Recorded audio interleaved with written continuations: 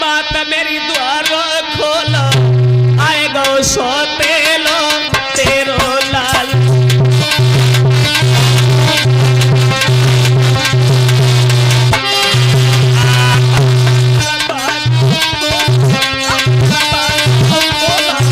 आए गो सोते लो तेरो लाल।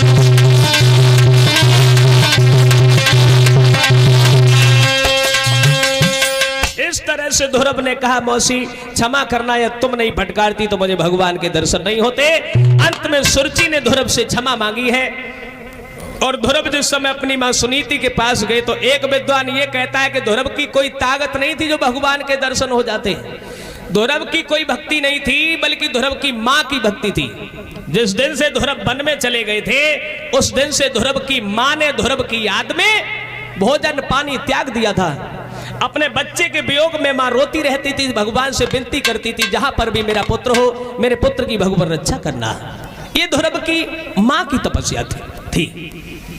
सुनीति ने कहा है ध्रुव से, बेटा भगवान से मिलके आए हो? बोले हाँ, हमें भी भगवान के दर्शन करवाओ।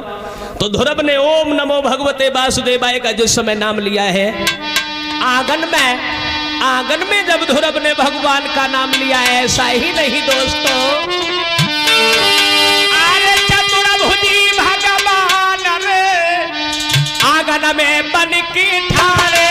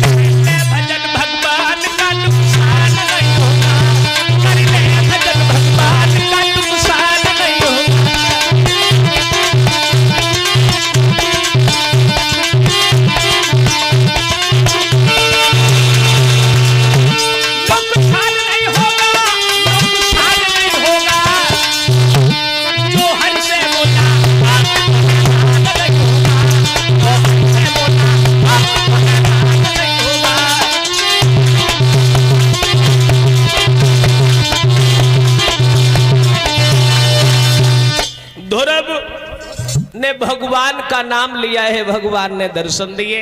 अंत में ध्रुव को भगवान ने वो स्थान दिया जो किसी को नहीं दिया है।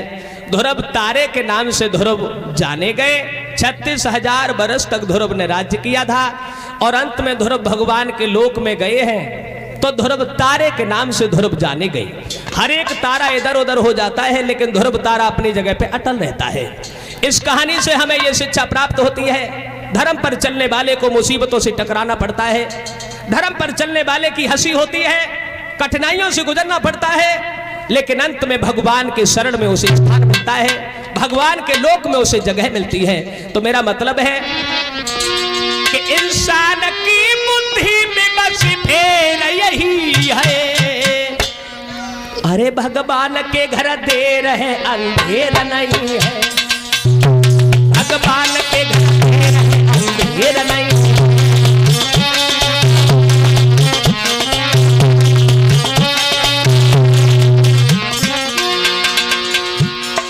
भगवान के घर देर है अंधेर नहीं है।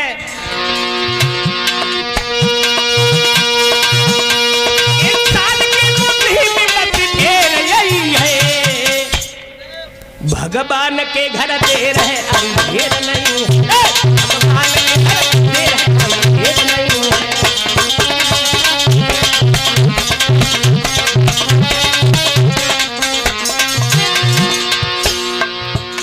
बनकर के स्वार्थी लोग पाप करते हैं, बनकर के स्वार्थी लोग पाप करते हैं, दुख देते दूसरे को खुद ही दुख उठाते हैं।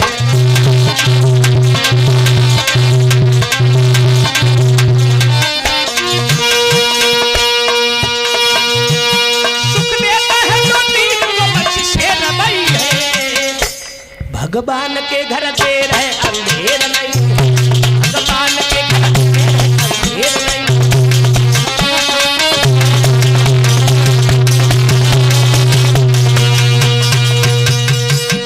भगवान के घर देर है अंधेर नहीं है।